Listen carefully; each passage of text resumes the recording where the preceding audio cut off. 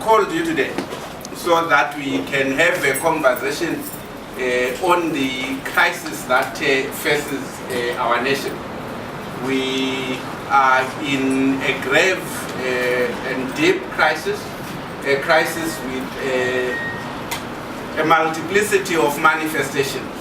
We have the economic crisis, which basically is exemplified by current biting crisis of ever-increasing consumer prices, where the basic things that we need as a people are going up on a day-by-day basis. The cash crisis, which is now also seeing the selling of money across the width and breadth of the country, which in turn, in spite of the false claim that we have the bond note, which is on one-on-one basis in the US dollar, we know better that in practice that is not the case, and in fact it is that differential which directly leads to the rising cost of living in the country. You of course have the continuing joblessness that our people are experiencing. You have the creeping shortages of most basic things that people need for their daily survival. The sectors which produce for this country, whether it is mining, it is manufacturing, it is agriculture, save for the good rain season we have, are also experiencing a contraction. In the middle of all of this, you will expect that you will have a government which will be devoting its energies to addressing these issues, these bread and butter issues which face our people. But we do not have such a government. We have a government led by a political party which is almost exclusively concerned with succession politics. Succession politics which is being conducted in an extremely destabilizing manner, which basically is constituting now a risk to whatever legal stability that this country has. We are all glued to the apparent soap opera that is taking place in ZANU-PF, which now has all sorts of ugly heads manifesting themselves. The ugly heads of tribalism are coming into this thing. You have the ugly head of potential military security actions being taken in the light of the failure to manage the political crisis. All of these things are of grave concern to us. And they are also happening during an important phase, which is the phase to create a new voters' roll. And it is through the voters' roll, it is through elections that we ultimately exercise our sovereignty as a people every 5 years.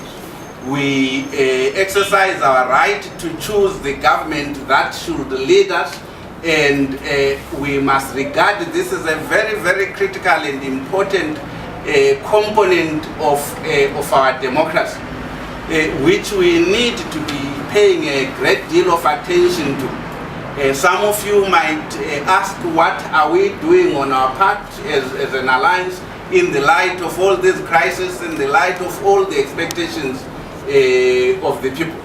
We have spent the last few months in the process of alliance building, in the process of constituting ourselves, in the processes of talking to each other, agreeing on a policy framework for the alliance, agreeing on the institutions and the structures that we are putting in place in order to mobilize our people to exercise their sovereign right to be able to choose a government of their choice come election next time. We have almost completed the processes of building the institutions of the alliance. We have the forum of principals which are responsible for general policy issues, responsible for strategy, responsible for motivation, and general mobilization, it is in place. We have now 13 operational committees on fundraising, on communications, on mobilizing, on elections, legal, women, youth, people living with disabilities, and so forth and so on, which are now in place and have been working over the last 2 weeks, so that they can ultimately present comprehensive programs which the Alliance will implement. But the most important program that we are engaging as of now is the mobilization program to make sure that we have as many Zimbabweans who are eligible to register to vote registered by the end of this exercise. And this is no mean task given the obstacles that this government puts on the way of, on the path of people to becoming voters. It is as if the right to vote is in fact not a right but a privilege. You have all sorts of issues which arise from this. The documentation, our failure as a country to provide our people with adequate documentation, whether it is passports, national identity, cards. You have the additional requirement which you continue to believe is unconstitutional, that the people must prove where they reside before they can be registered, when in fact our constitution guarantees that as long as you are a citizen of this country, you should be able to participate in the political processes of the country, either as a voter, as a candidate, a representative, or whatever.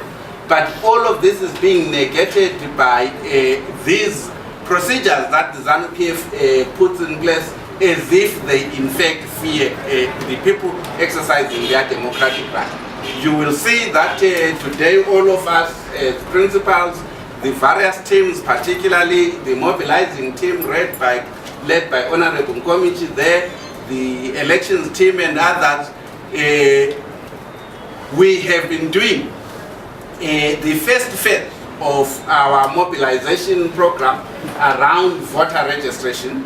Today we have visited various registration centers in Harare to talk to people, to assist with the proof of residence, the affidavits which are required, and we are going to continue with this exercise going across the country, not just us as principals, but the structures of the Alliance, to make sure that every Zimbabwean who wants to register will not fail to register because they have no proof of residence.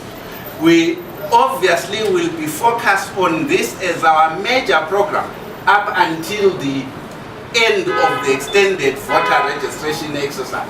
And of course, coupled with this, we will be engaged in other mobilization events, rallies across the country, at ward level, at district level, constituency level, and at national level. And this program is ongoing, but there are also the legal issues.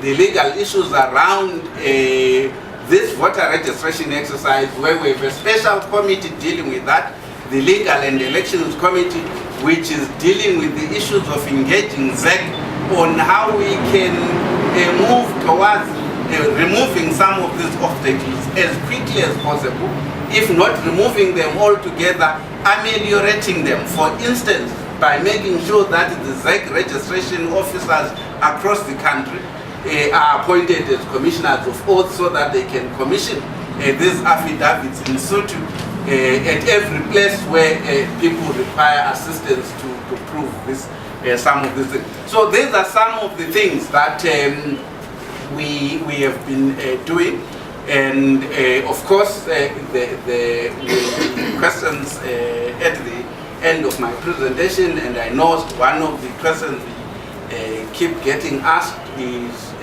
on President Tsvangirai. President Tsvangirai is recovering well, and we continue to wish him a speedy recovery. We continue to hope that sooner rather than later he will join us in all of these programs as we move forward.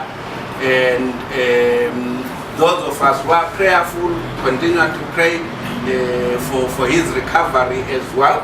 So we have every confidence that he will soon be back in the trenches working with us to mobilize the people. He is, of course, our biggest, greatest campaigner, and we wish he will be here as soon as possible to lead us in this struggle. And 2018 must be the year in which we bring to an end the suffering of the people. The onus, the responsibility is on us, and the constellation of luck, the constellation of the gods is certainly with us, and we believe that we will be able to deliver a change to the people of Zimbabwe, which will allow us to begin the process of rebuilding our country. So that's